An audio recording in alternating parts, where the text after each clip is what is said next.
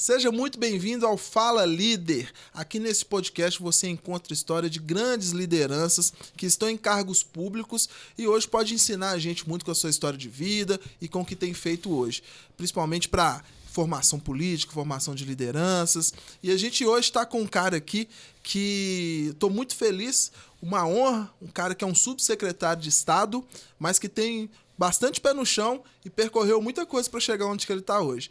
Tá aqui o Tenente Rodrigo Melo, meu amigo. Seja bem-vindo. Felipe, que satisfação para nós. Muito bom estar aqui com você. A gente sempre troca mensagem pelo WhatsApp, porque eu tô lá em Belo Horizonte, você tá aqui no sul de Minas, que é a minha terra. Então a gente trocou de bastão por enquanto. Isso. Né? E vendo você fazendo um belo trabalho aqui à frente do SAMU e agora também no podcast aqui. Acompanho o podcast, faço comentários nas postagens e agora eu estou aqui, do lado de cá das câmeras. Fico muito feliz e uma grande satisfação para nós. E eu assim, né? Eu vou falar pro pessoal dar uma colher de chá, que a gente tá diante aqui de um radialista. Tô aqui falando podcast bem de menos. qualquer jeito e o homem é um homem bom. Mas assim, a gente tem coisa em comum, né, Melo? Porque eu lembro direitinho quando você saiu daqui do sul de Minas e foi para Belo Horizonte, a gente conversou lá na cidade administrativa, naquela ocasião eu estava no governo, você estava chegando lá, e aí depois de um tempo eu vim aqui para o sul de Minas, hoje eu atendo, a instituição que eu atuo atende lá, o SAMU de Itajubá, né, e a gente sempre trocou muita figurinha. Essa área de educação também é algo que a gente tem em comum, essa área de tá na vida pública há muito tempo, vida transformada através da educação. Eu acho que isso aí é uma coisa que a gente caminha junto, a coisa meio que se conecta, né? Olha, e faz exatamente 3 anos esse mês. Exatamente 3 Agora, anos. no mês de junho faz exatamente 3 anos que eu mudei para Belo Horizonte, a convite na época do Fernando Passalho, para fazer parte da equipe da Secretaria de Desenvolvimento Econômico. Mas aqui, você rodou muito, né? Você é lá do Ceará. Eu rodei bastante, viu? A gente aqui no Fala Líder, a gente gosta de perguntar, você é filho de quem? Você vem de onde? Eu sou filho de seu Gonzaga, da Dona Luzia, lá no Ceará.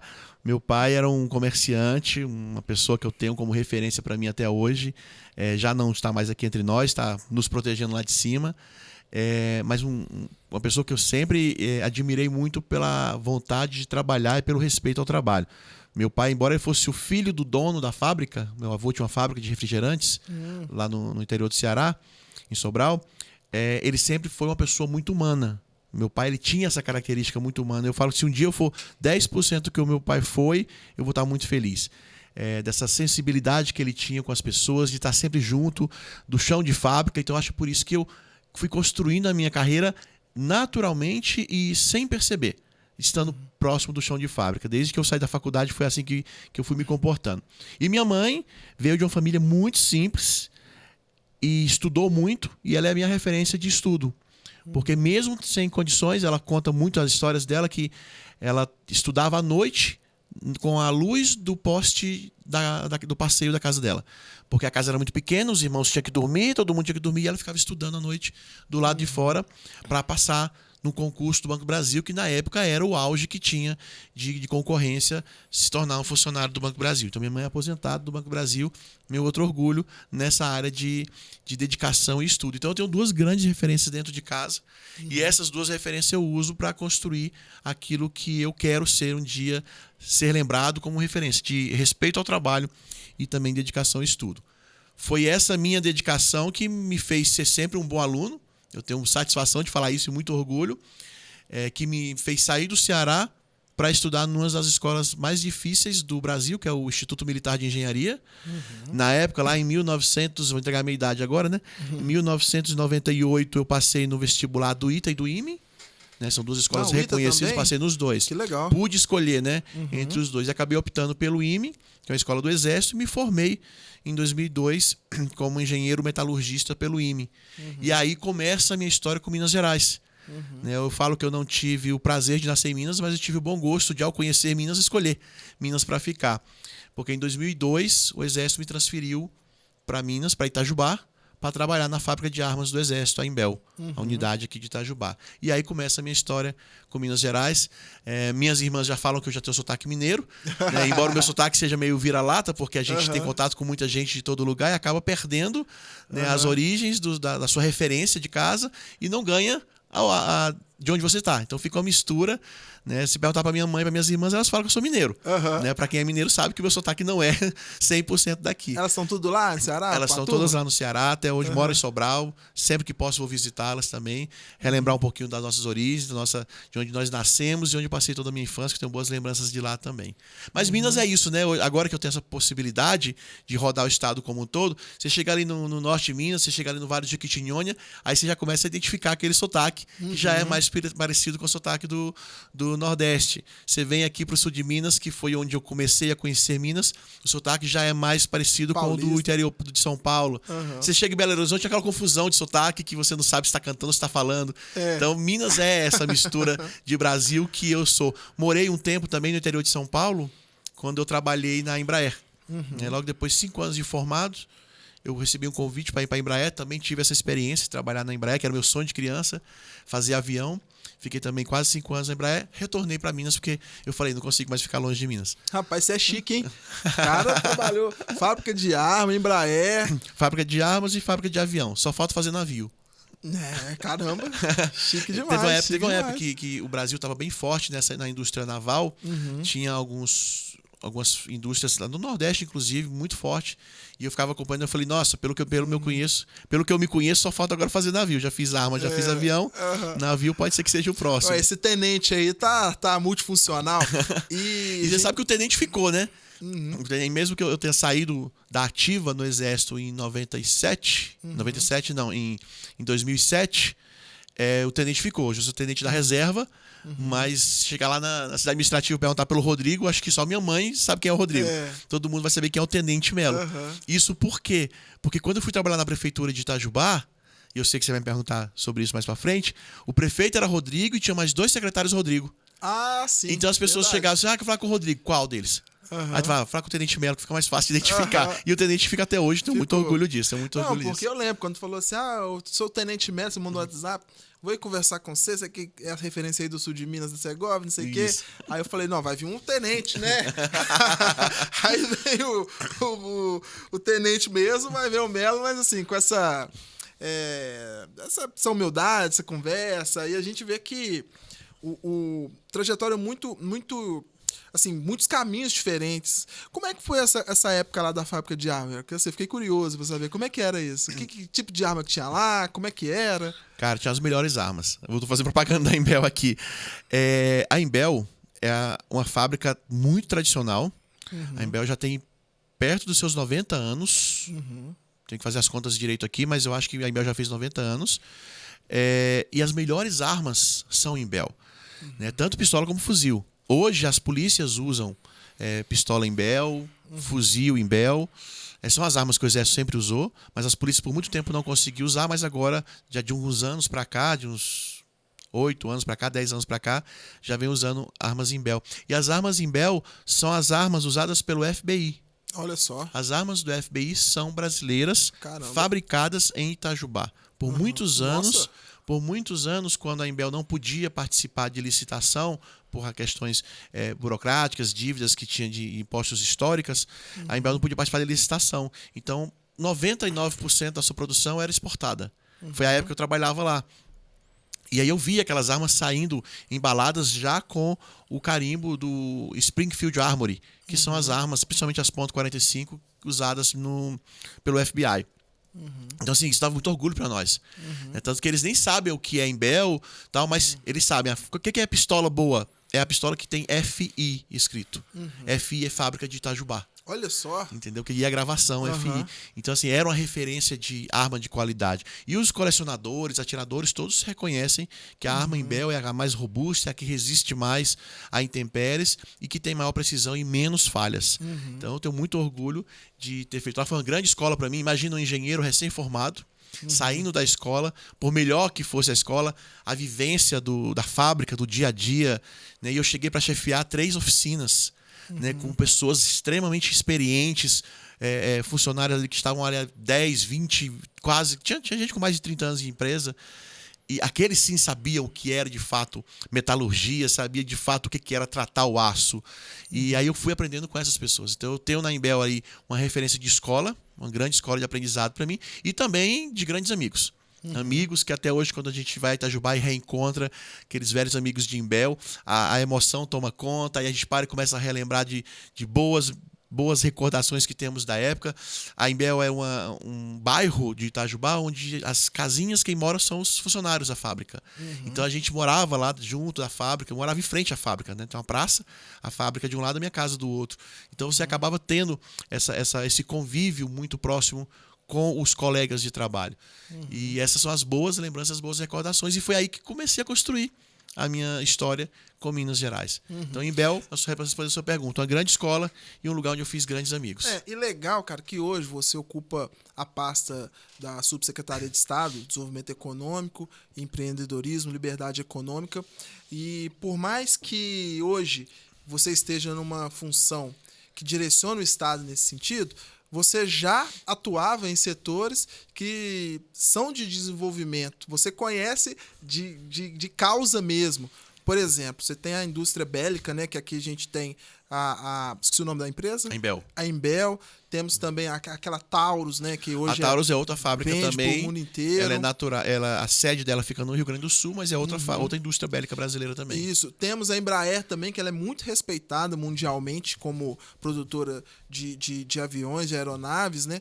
E assim, a gente pega que o Brasil, a gente tem essa dificuldade aí, que a gente vê, é um país muito forte em termos das commodities, é muito forte em alguns setores, mas o desenvolvimento econômico através da industrialização, através da tecnologia, ela é muito importante. Então hoje você está numa situação que você direciona os rumos do Estado nesse sentido, né? Junto com toda a equipe da Secretaria de Desenvolvimento Econômico, mas você também já foi aquele cara que... Estive do outro lado. Do outro lado. Exatamente. Teve no chão de fábrica, teve ali atuando em setores estratégicos de desenvolvimento econômico para uma cidade igual Itajubá. Pensa bem, né? A arma, que é ao contrário, né? A gente costuma importar muita tecnologia dos Estados Unidos e você está exportando para os Estados Unidos, não é isso? Nós temos muita coisa de Minas. O Brasil, de forma geral, tem mais... Como a gente conhece Minas, a gente pode falar isso com mais propriedade. Nós temos muita coisa de Minas de qualidade que é reconhecida internacionalmente. E a gente só vai identificando isso quando você vai em loco. Como eu tive a oportunidade de vir desse setor, então eu tinha o testemunho da qualidade das armas Imbel. Nós podemos falar aqui da Helibras, que é a única fábrica de helicópteros do hemisfério sul do planeta, que fica em Itajubá também. Caramba! Tive a oportunidade de trabalhar na Embraer, que é a nossa indústria aeronáutica mais forte. Que a gente tem de todos os modelos, desde os aviões que são usados pelos militares, que também são fabricados na Imbel, como também os jatinhos executivos, e o nosso Ipaneminha, que é o xodó da Embraer, é o Ipanema, o avião agrícola, o único avião cujo combustível é o álcool. Sim. Então, produto totalmente brasileiro, desenvolvido pela Embraer, e é o avião que hoje é utilizado muito em grandes produções agrícolas, porque ele é capaz de fazer toda a varredura da área com voo baixo. Então, o Ipanema, que é um produto nosso também. Então, assim, a gente pôde conhecer isso. E hoje, falando de Minas, como a gente tem essa oportunidade, repito, de conhecer as diferentes regiões do estado, você vai identificando também potenciais dos mais diversos, desde a nossa gastronomia, que se for falar aqui do queijo mineiro, da cachaça mineira, estou chovendo no molhado, mas também produtos de tecnologia que são únicos, produzidos no Brasil, aqui em Minas Gerais. O Sisu hoje tem em parceria com o Corpo de Bombeiros, nós temos um helicóptero, né, que é o que atende a região. Eu sei. Você sabe, né? Um investimento do Estado de 84 milhões e feito em Itajubá. Isso, eu sei. Prata da casa, né? Inclusive, essa semana eu estive com um grande amigo, meu irmão itajubense, que trabalha hoje na Helibras, e falou, e aí, quando é que o governo vai comprar o próximo helicóptero nosso? Eu falei, não sei, cara, vamos torcer. Ajuda muito, cara. Porque ajuda é muito orgulho para nós termos um produto Antes, nosso. O nosso helicóptero, a gente chama de esquilo, né? O Arcanjo, salvou muitas vidas, né? Inclusive continua salvando. Ele comportavam 3 tripulantes socorristas, né? Que aí seria o piloto, que é do Corpo de Bombeiros, o médico e o enfermeiro. E o paciente. Então são 4. era pequenininho, balançava bastante, então né, dá um pouco mas é bem seguro. E o paciente, ele ficava entre as pernas do médico. Então, assim, era um encaixe muito certeiro. Essa agora não. Essa agora cabe 2 pilotos. Então, por exemplo, se der algum problema, né, com um, já tem o outro lá para ajudar, dar o suporte. Cabe mais 2, se eu não me engano, né, Renan? Você esteve comigo lá gravando, você me corrija se eu tô errado. Mais 2 atrás, que aí é o médico e o enfermeiro. E o paciente, não é isso? É, né? Mais um do Corpo de Bombeiros. E mais um, né, do Corpo de Bombeiros. E mais um do Corpo de Bombeiros. Então, olha pra você ver a diferença. Então, você tem múltiplas vítimas, por exemplo. O esquilo não ia conseguir atender. Atender um lá e sair, o resto era só terrestre. Agora, esse não. Esse já consegue fazer um atendimento mais amplo.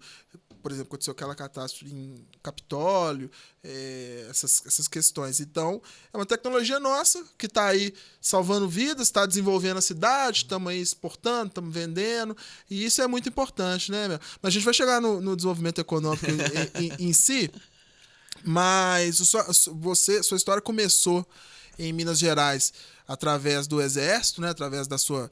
Meu irmão tentou passar no ITA, cara, não conseguiu. Ficou nervoso no dia da prova. Que ano que ele fez a prova? Ixi, tem muitos anos. Cara, acho que foi mais ou menos na mesma época sua aí, 98, Por isso 99. que eu tô perguntando, vai que foi no mesmo ano que eu. 2000 ali, foi nessa época. 2000 eu já tava quase formando já. Não passou não. E aí, ele foi por outros caminhos. Hoje ele é professor universitário também. Mas, você... O que eu tava falando? O que eu tava falando? Que a minha história de Minas começou... Ah, sim, sua história de Minas começou... Na Embel, em 2003. Na Embel.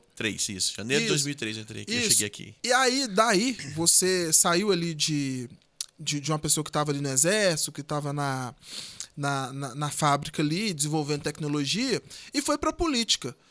Você foi vereador em Itajubá. Fui. Como é que foi essa transição? Porque, assim, aqui no sul de Minas, algumas cidades falam que as pessoas são mais tradicionais, que não aceitam muito, entre aspas, forasteiros, pessoas que vêm de fora. Fato, E você chegou lá do Ceará e foi ser candidato a vereador em Itajubá. Como é que foi isso? Foi pior que isso. Eu fiquei 5 anos em Itajubá e, assim, eu tenho, desde que eu me entendo por gente, eu tenho certeza da minha vocação, que era por questão política. Só que eu tinha medo de reconhecer isso até pra mim. Normal. Eu não tinha nenhuma referência próxima, nenhum caso na família que fosse da política. Então, o que eu conhecia de política era o que eu via na televisão. E na televisão você só vê coisa negativa de política. Agora, você imagina isso na cabeça de uma criança. Né? Eu sei que eu gosto disso, mas tudo que eu vejo é coisa ruim. Mas isso sempre esteve presente em mim. E aí, beleza, fui seguindo minha vida normal, estudando, formando, trabalhando.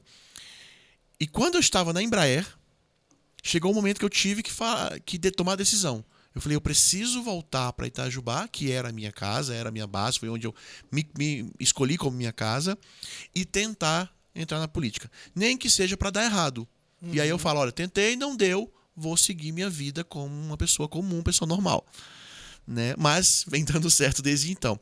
Então, assim, quando eu saí do Exército para ir para a Embraer, quando eu recebi o convite da Embraer em 2007, acho que foi no início de 2008 que eu saí, alguns colegas meus falaram, nossa, o Melo não tem juízo, porque ele está largando uma carreira que é estável. Eu lembro, no dia que a gente chegou no IME, o coronel mostrou para nós o dia que a gente ia aposentar. Porque a carreira militar ela é bem previsível. Eu acho que dali eu perdi o tesão.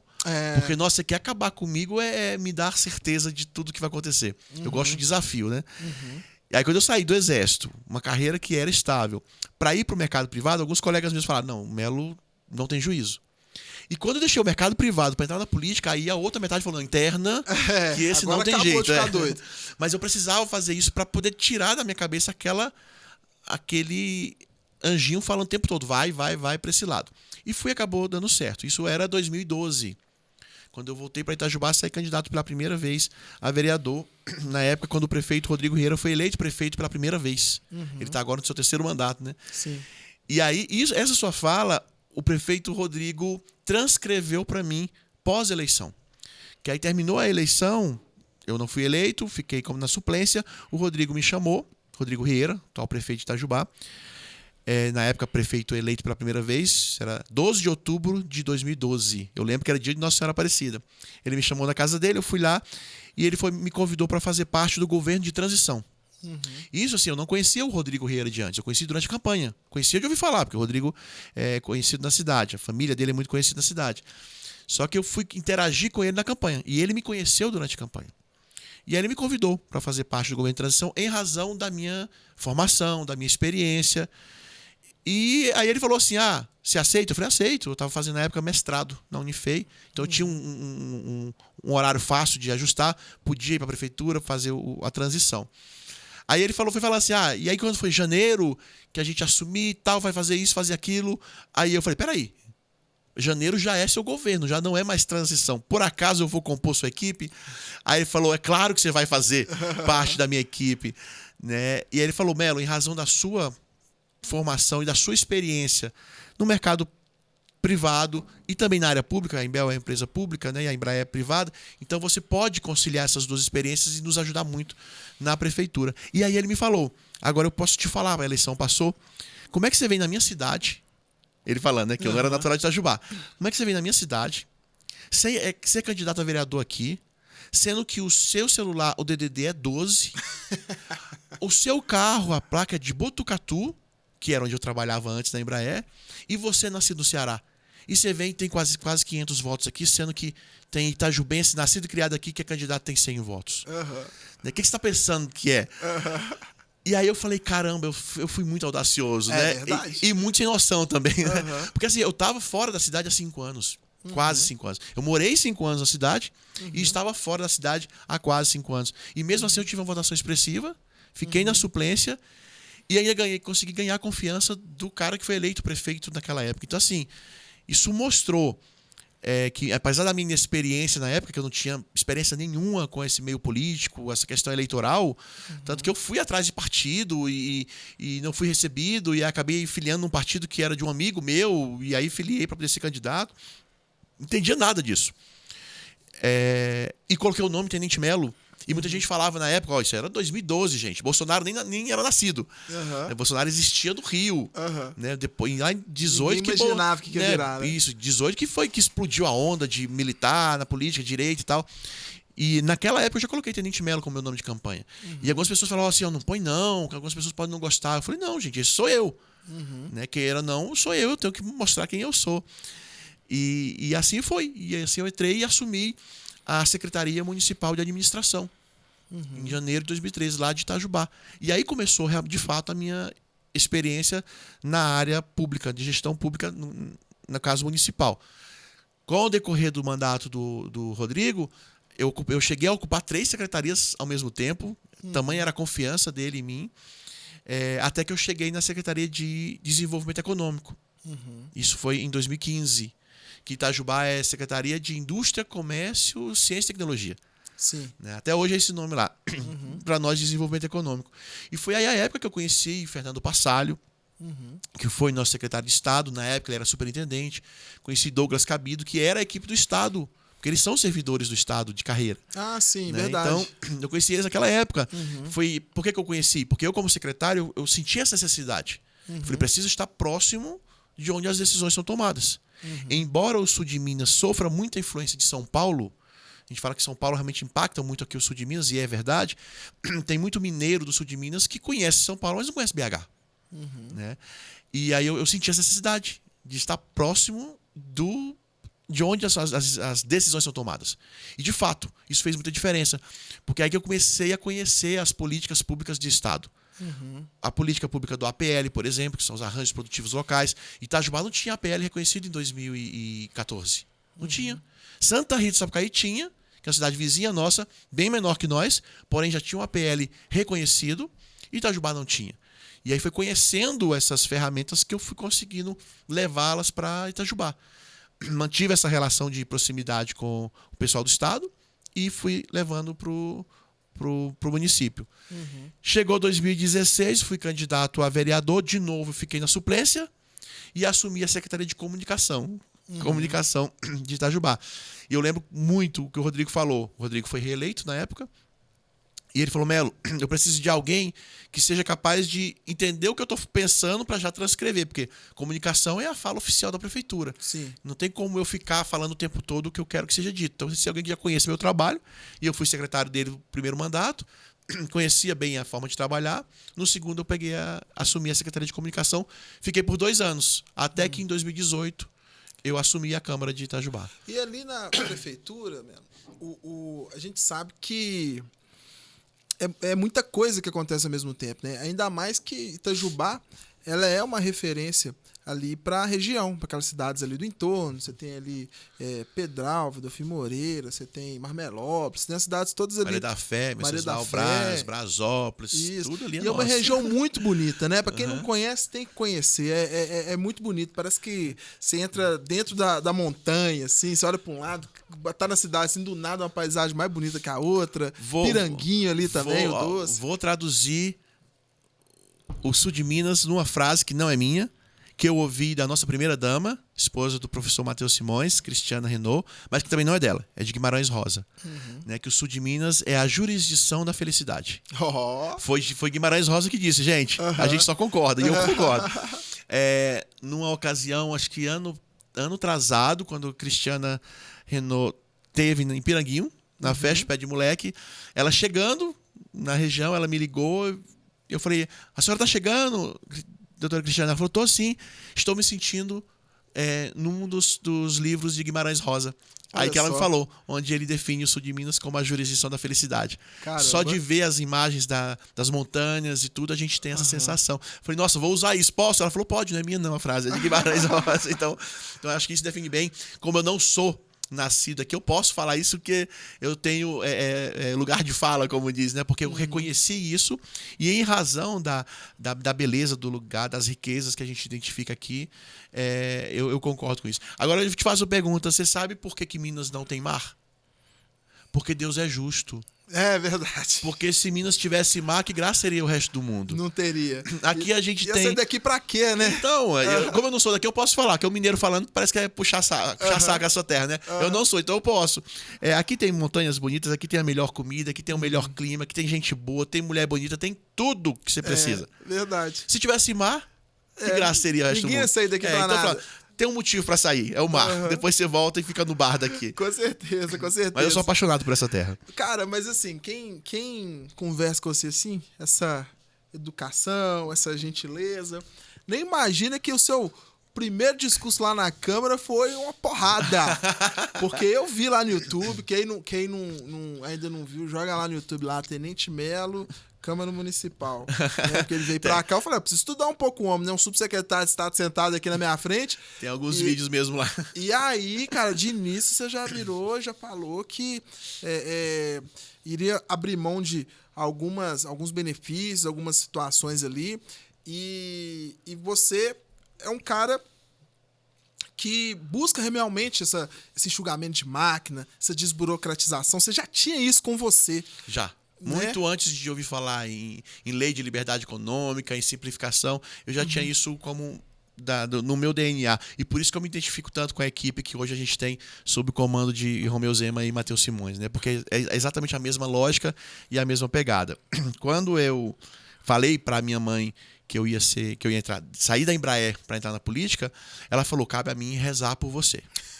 Ela lá do Ceará, tadinha, ela falou, cabe a mim rezar por você. Porque ela sabe que é um meio complicado e ela sabe como eu sou. Né? Que eu não abro mão dos meus princípios, que eu não abro mão daquilo que eu acho correto. Então ela sabia que não ia ser algo fácil para mim. E realmente, quando eu cheguei na Câmara de Itajubá, em 2018, eu entrei no meio do mandato.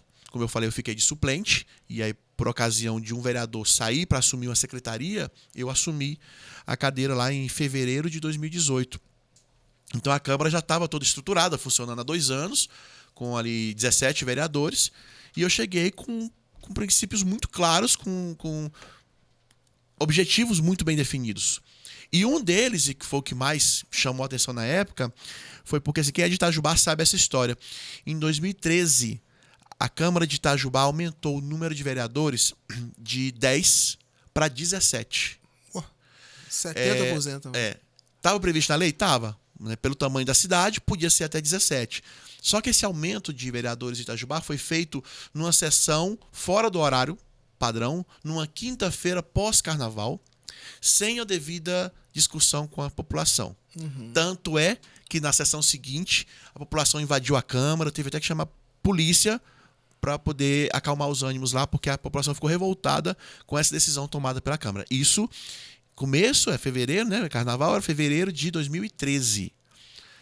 Até 2018, quando eu cheguei na Câmara, continuava 17 vereadores. Sendo que todo mundo que você encontrava na rua e se perguntava era contra. Todo mundo era contra esse aumento. Até os vereadores.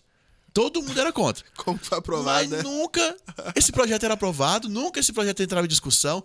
Sabe aquela história, todo mundo é contra, mas deixa como tá?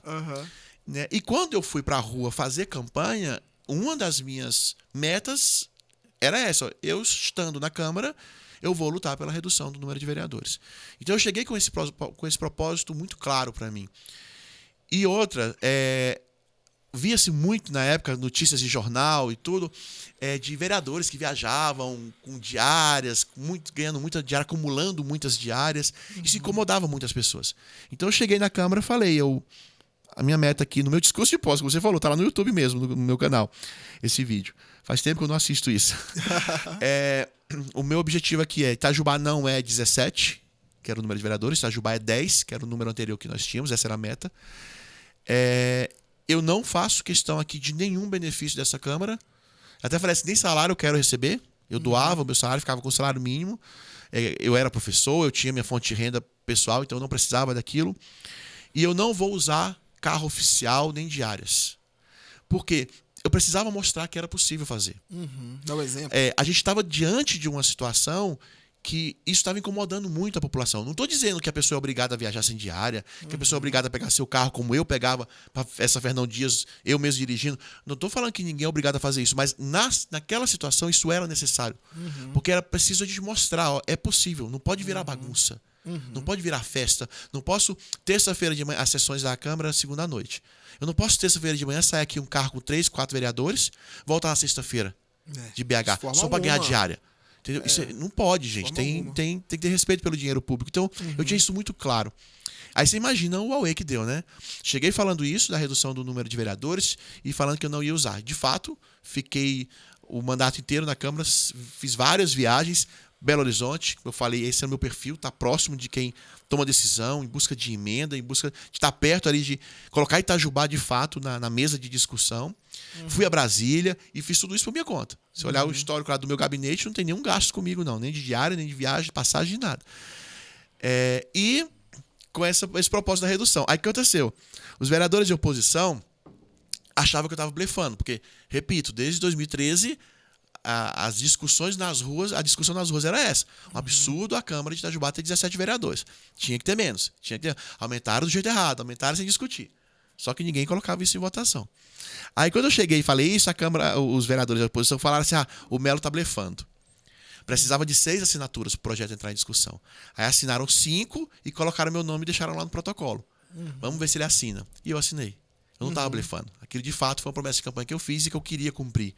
Aí o projeto teve que entrar em discussão, né, e em votação. E na época a população toda foi, eu acionei a PTV, eu falei, vem todo mundo para cá para acompanhar. Agora sim, com a população acompanhando, ver quem de fato está aqui para representar a população. E conseguimos reduzir. Não para 10, mas para 11. Foi ótimo. Reduzimos para 11, que é aquela história, sentar e negociar. Né? Você também não pode ser ferro e fogo, que era o que acontecia. Eu sou contra. Eu aceito ou 10 ou nada. Aí continuava 17. Né? Aí é fácil fazer discurso. Eu falei, não, eu quero de fato fazer acontecer. Eu quero de fato mostrar resultado.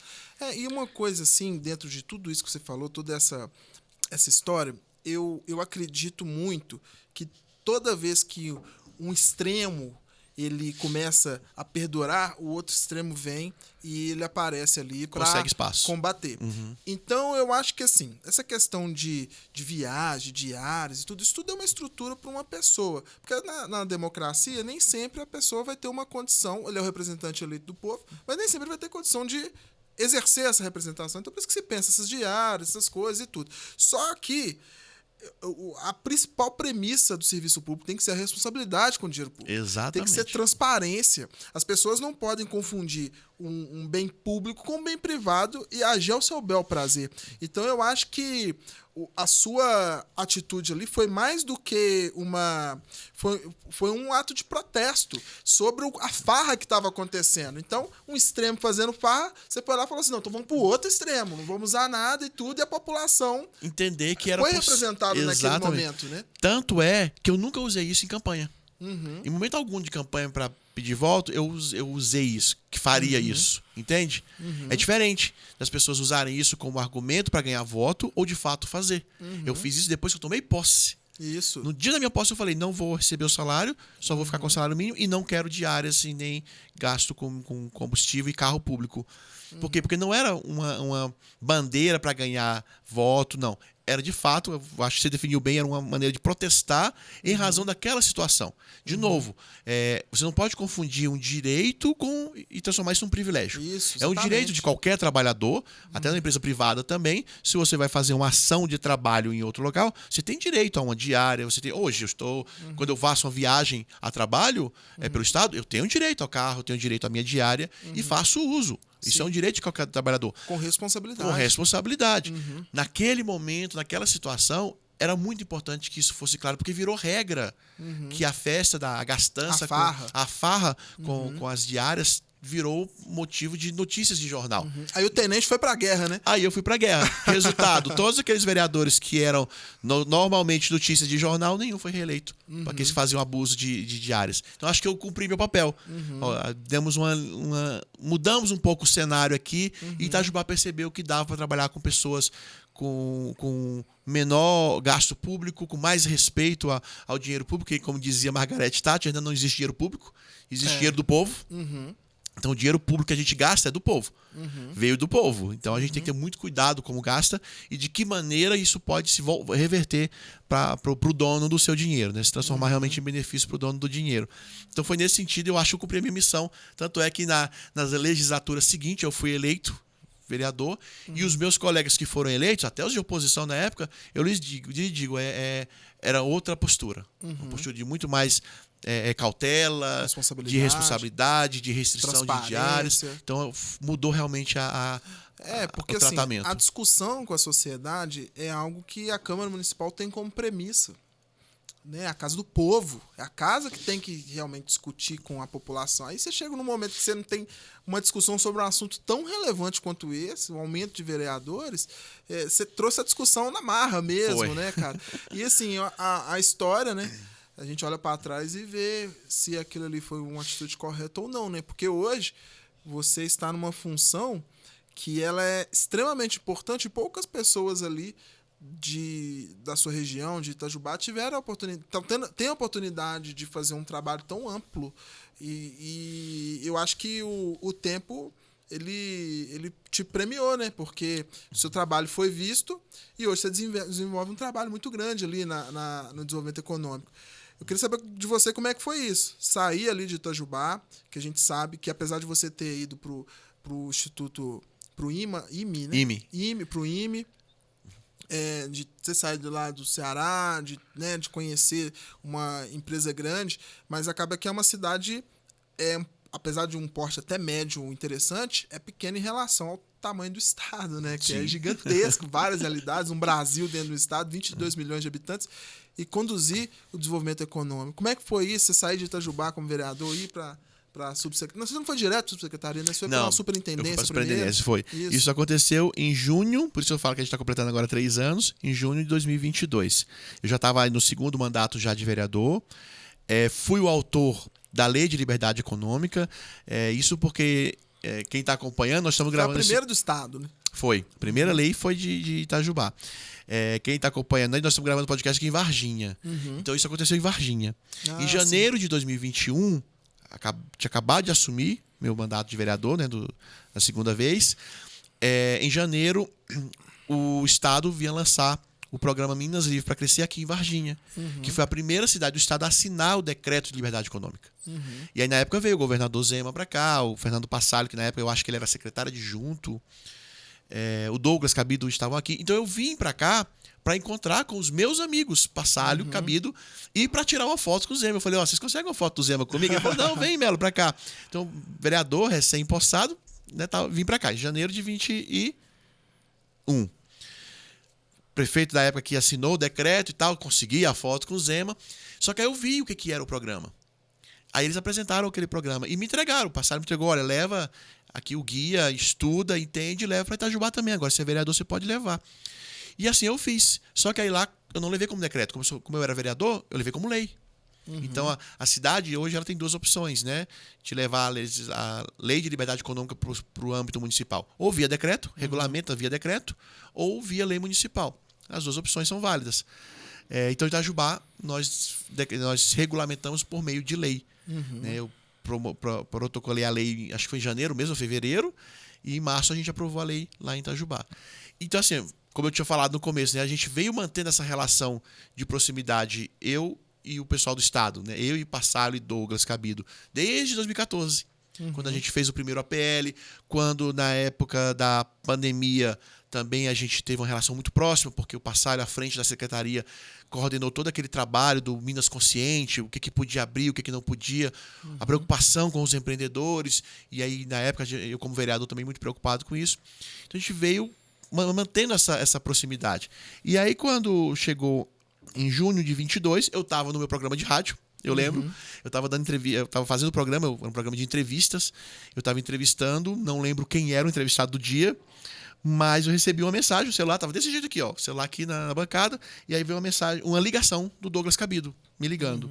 E aí eu só respondi, não posso atender, mas a resposta é sim. Brinquei, né? Mas não posso atender, mas a resposta é sim. E deixei. Quando terminou o programa, aí eu retornei pro Douglas, né? E aí Douglas, quanto tempo, o que é e tal? Aí ele falou, não, Melo, eu te liguei para te convidar para vir fazer parte da nossa equipe. Né? O superintendente de desenvolvimento regional foi promovido a subsecretário, que era o Fred Amaral. Sim. Abriu a vaga de superintendente e eu ia te convidar. Como você já falou que a resposta é sim, eu já encaminhei a sua documentação aqui. Aí eu falei, como assim, Douglas? Eu tô aqui em Itajubá, sou vereador, sou professor, tô com a minha vida tocando aqui e tal. Tô construindo meu sítio, eu tava terminando de construir meu sítio. Feliz da vida, todo final de semana eu vou poder ir pro sítio, vou ficar tranquilo. E você me faz convite para ir para Belo Horizonte, a cidade grande, a capital. Eu sou menino do interior. Aí, enfim, brincadeiras à parte, foi assim que aconteceu o convite. Aí, evidentemente, eu pensei com mais cuidado. E aí, meia hora depois, eu retornei para ele. Topo. Né? Assim, não tinha o que pensar. Não foi uma decisão fácil, porque eu tinha uma responsabilidade muito grande. Eu estava no meio do mandato de vereador ao qual eu me propus. Né? A população confiou em mim esse mandato. Porém, eu me vi diante de uma oportunidade de ser útil tanto àqueles que confiaram em mim, né, na minha cidade, como ser útil ao povo de Minas como um todo.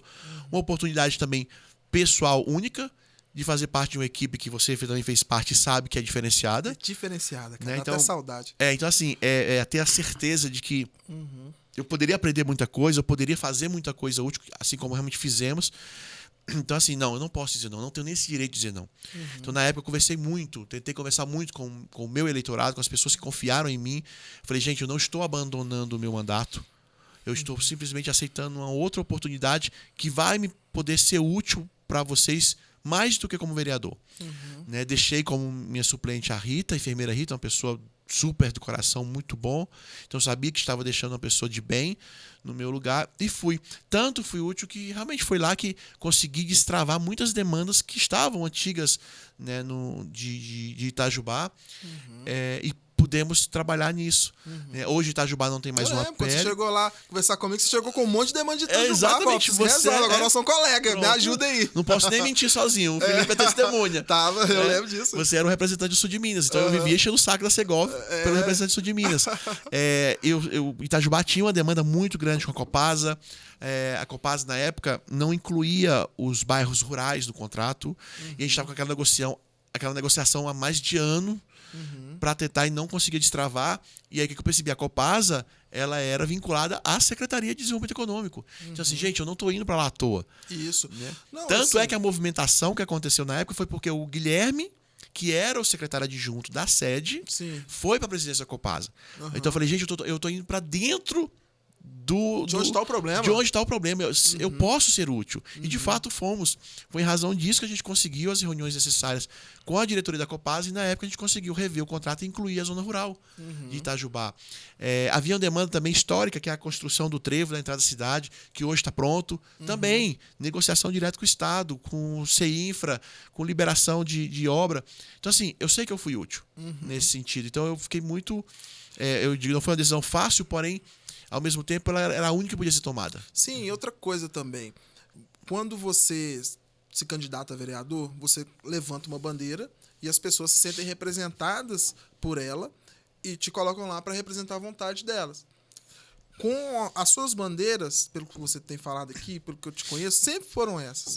Liberdade, eficiência no serviço público e resolver problema, porque afinal de contas, todos estamos aqui no serviço público para resolver problemas. O meu slogan na época de vereador era mais ética, menos privilégios.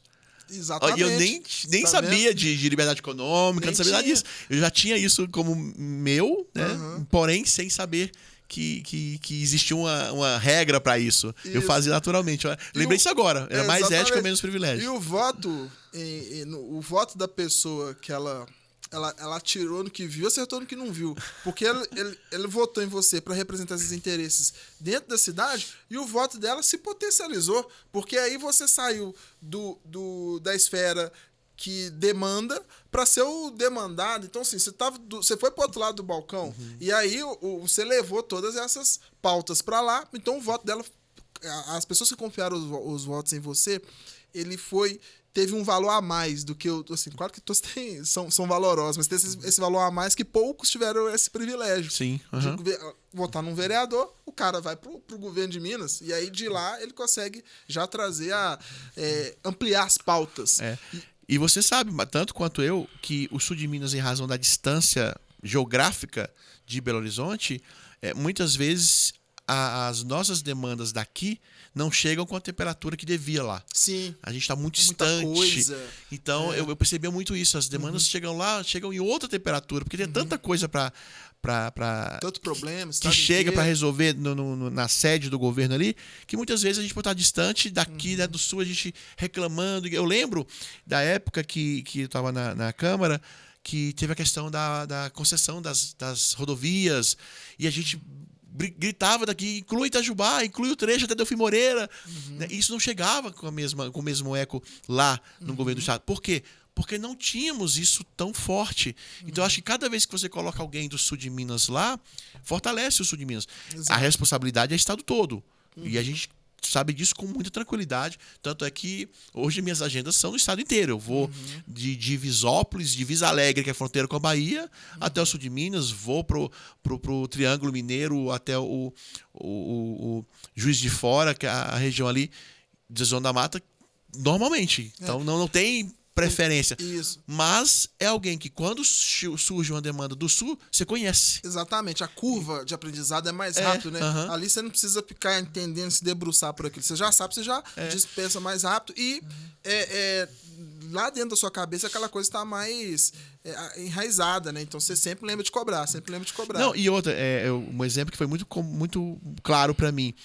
O sul de Minas, ele é uma região do estado que ela é muito desenvolvida em vários fatores se a gente comparar com outras regiões. Isso é fato.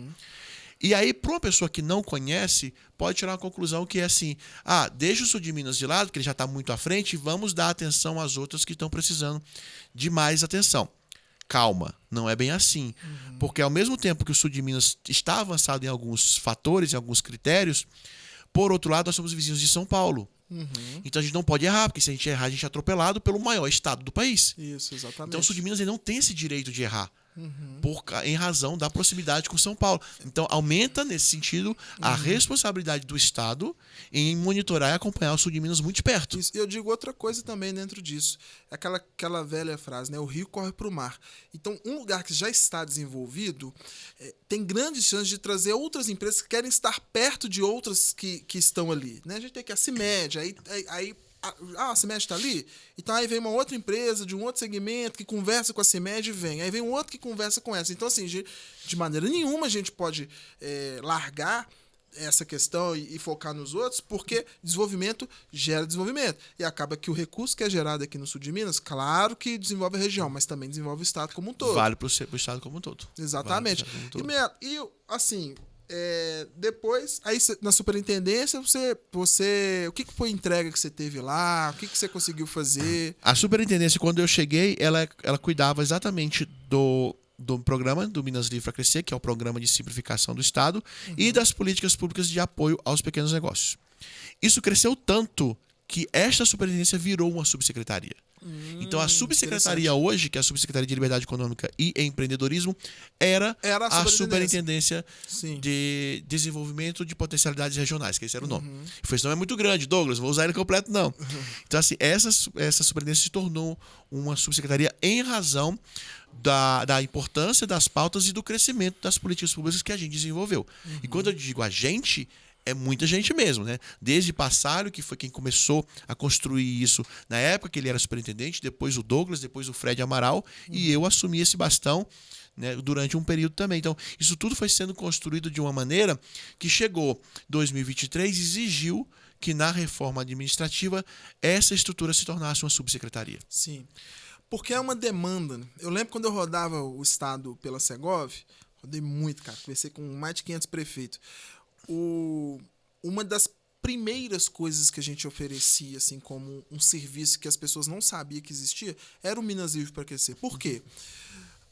A prefeitura, muitas prefeituras de Minas têm um grande problema. Ela é o maior empregador do município. E folha de pagamento infla, não sobra dinheiro para o serviço público. Então, não sobra dinheiro para comprar, para reformar a escola, para comprar um remédio na farmácia, que às vezes é um remédio diferente. E quando uma empresa chega numa cidade, o que acontece? Ela passa a recolher mais impostos dessa empresa e começa também a escoar um pouco dessa mão de obra que não fica tão dependente da prefeitura, gira a economia. Então, para o município é muito importante. Então, toda cidade que tem consciência de que precisa se desenvolver é através da mão de obra, não tem jeito, é através de empresa, através do desenvolvimento econômico que a cidade vai se desenvolver.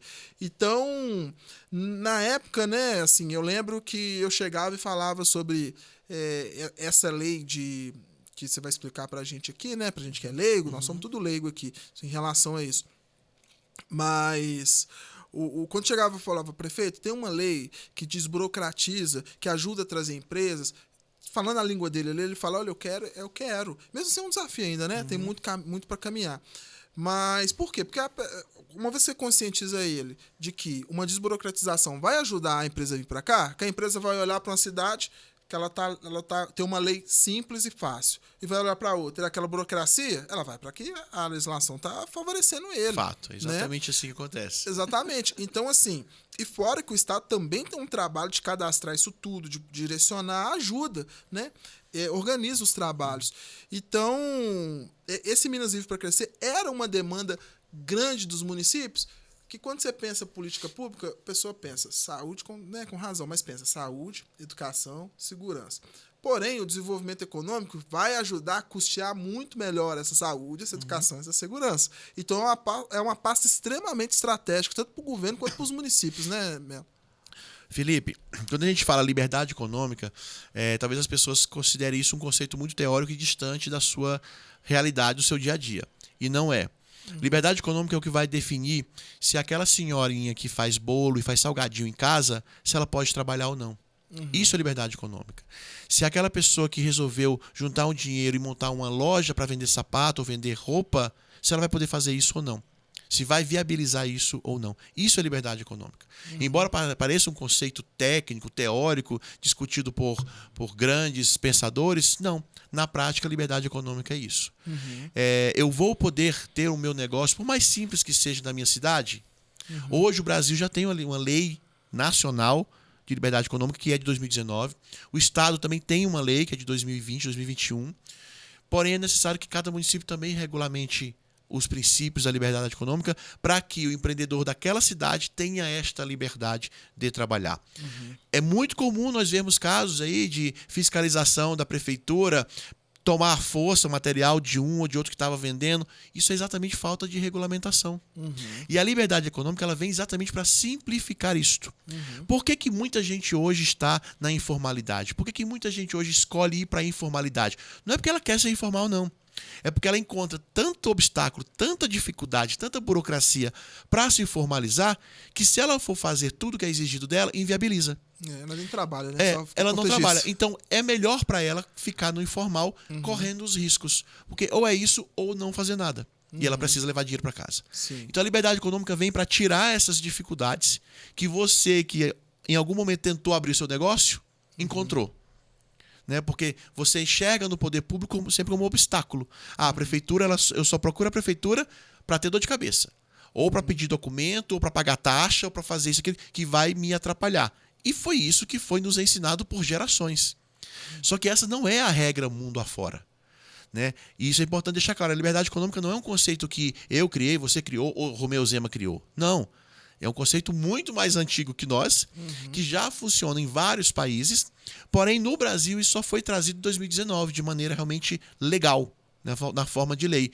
E que Romeu Zema, por ser do setor produtivo, sempre falava isso. Por que que eu entrei na política? O Zema fala, porque eu cansei de ser aquele que reclamava, e aí falou, não, agora eu vou tentar resolver. Verdade. E aí ele sempre fala daquela bola de chumbo que o empresário carrega amarrado no pé. E quando a gente fala empresário, não é o dono da CIMED, não é o dono de uma grande empresa. Esses têm estrutura, têm advogados, têm contadores muito bem pagos para resolver. Quando a gente fala empresários que sofrem, que pendem, é o pequeno. É a dona Maria que faz bolo, que faz salgadinho. É talvez o seu João, o seu Zé, que quer abrir uma barbearia, ou que quer abrir uma loja de sapatos, roupas, que a gente chama de atividade de baixo risco. Atividade de baixo risco é o primeiro conceito da liberdade econômica. Sua atividade, ela é de baixo risco? Se ela é de baixo risco, você não precisa de nenhuma autorização do poder público para funcionar. Você não precisa de alvará, você não precisa que o fiscal vá lá e dizer que você realmente pode vender sapato, que você pode cortar cabelo. Não. Isso é uma atividade de baixo risco, você pode fazê-lo. Tem seu CNPJ, registrou na junta comercial, você já pode iniciar o seu negócio. Isso é simplificar. Com isso, o prefeito que regulamenta isso no seu município, ele começa a trazer muita gente que estava na informalidade para a formalidade, isso é bom para os dois. É bom para o município que passa até a receita em razão disso. E é bom para o empreendedor, que ele pode passar a ter, inclusive, direito a linhas de créditos, ampliar seu negócio. Como também para o investidor que é de fora. Um investidor que é de fora e resolve vir para Minas Gerais, porque Minas Gerais é um estado onde o seu governo é um governo que passa confiança, e de fato é, na pessoa de Zema e Matheus Simões. Quem é de fora sabe que são pessoas sérias e por isso querem trazer seu dinheiro para cá. Só que ao trazer seu dinheiro para cá, eles precisam escolher um dos 853 municípios. Para onde eu vou? Onde eu vou instalar a minha empresa? Né? E tem prefeito que pergunta, que dia que o governador vai mandar uma empresa para minha cidade? Eu falei, nunca. Não é o governador que manda. É o dono do dinheiro que escolhe para onde ele vai colocar o dinheiro dele. E onde que o dono do dinheiro coloca o seu dinheiro? Onde ele sente que ali ele vai ter bons resultados e rápido. Então, na sua fala mesmo, é o que acontece. Quando o empresário, o investidor vai escolher, ele tem duas opções. Uma cidade A, onde tem liberdade econômica, onde a agilidade da resposta é rápida, é maior, o tempo de abertura de empresa é menor, a exigência de documentação é menor, ele vai para lá. Enquanto a outra está parada um tempo, e para eu abrir um pequeno negócio que seja, eu ainda tenho que ir lá no seu Francisco, que está lá há 30 anos carimbando documentos, senão você não pode vender pastel. Entendeu? Você não pode fazer bolo, difícil, porque o seu bolo que você vende pro seu bairro pode matar 300 pessoas. Gente, né? A verdade é essa. Se você começa a colocar muita exigência para um determinado negócio, você acha que o negócio não vai acontecer? Ele vai. Só que ele vai acontecer na informalidade. Isso. Cara, o Passalho contava uma história. Agora eu não vou lembrar qual empresa que era. Mas ele contava uma história de... Do pé direito? Não, depois você conta essa aí. Depois você conta essa do pé direito. Mas era uma que o Minas começou a fazer uma busca ativa pelas empresas.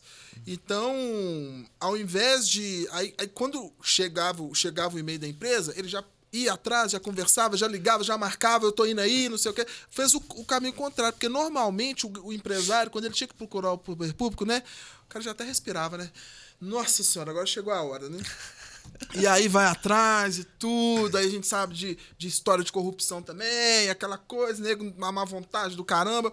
E ele não, fazia uma busca ativa. E aí roubou várias empresas, queriam se instalar em São Paulo, se instalar no Rio de Janeiro e tudo. E ele contava muito umas histórias assim, sabe? Eu fui empresa tal, e aí eles mandaram e-mail, ué, mas já? Não vão pra Minas mesmo? Porque vocês já vieram aqui, já resolveram, o outro nós tem um mês, nós estamos tentando resolver.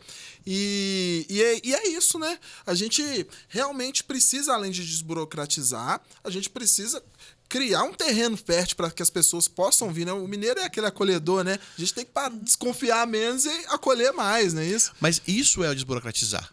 É você diminuir o número de escalas, o número de paradas entre o ponto de partida e o ponto de chegada. Essa fala do Passarelli é exatamente muito presente na nossa rotina, no nosso dia a dia, porque é isso. Muitos empresários, muitos investidores, e de novo, quando eu falo empresário, não é só o dono de grande empresa, não. Tanto que a superintendência que está sob minha subsecretaria é a superintendência de pequenos negócios. Eles se espantam com a nossa resposta rápida. Quando eles fazem um contato conosco e rapidamente a gente já retorna. Eles, como assim? Vocês já estão respondendo? Ou quando eles chegam com uma demanda e a gente retorna com uma resposta. Mesmo que a resposta seja não. Né? Mas a gente tira deles aquela preocupação, aquela dúvida, vou conseguir, não vou. Então, essa agilidade na resposta faz muita diferença e é uma prática comum nessa equipe que eu tenho muito orgulho de dizer que faço parte. E isso faz diferença. Porque, de fato, o que a gente está acostumado realmente é com a morosidade da gestão pública e considerar isso como regra. E não é essa a regra. Exatamente. Né? E aí a gente tem vários casos, várias situações que a gente vivenciou e que a gente pode exemplificar e citar isso como referência do que fazer. Em razão disso, a atração de investimentos em Minas vem batendo recorde atrás de recordes. Sim. Por quê? Porque os grandes investidores, e aí eu falo dos grandes, que procuravam algum lugar no Brasil para se instalar, acabaram optando por Minas, em razão dessa proatividade, tanto na busca ativa, de ir até o local. Quantas vezes a nossa equipe vai ao governador, vai ao vice-governador, vai secretários para a China, ou para a Europa, ou para os Estados Unidos, vender o nosso lítio, como foi o caso, anunciar o lítio na Bolsa de Nova York. Enfim, isso sim é estar à frente, porque alguém vai procurar, alguém vai atrás. Com certeza. E o dinheiro vai para algum lugar. A gente escuta muito o povo falando assim, não, vai para Minas, porque o Zema é empresário, então assim, as coisas lá caminham, né? Porque assim, o pessoal não entende a complexidade do trabalho que tem e a mudança de cultura. Uma mudança de cultura você não muda de uma hora para outra. Então essa desburocratização é realmente uma mudança de cultura que já tem o quê? 6 anos que está acontecendo, né? Exatamente. E recorde de atração de investimento, né? Bilhões e bilhões em empresas, Heineken que veio para cá, a gente tem aí várias empresas que estão vindo e Mercado Livre, eu lembro, né? Antigamente eu tinha essa coisa tudo na ponta da língua, viu? Quando eu tava na Segova. Agora eu esqueci um pouquinho. Sua memória tá boa.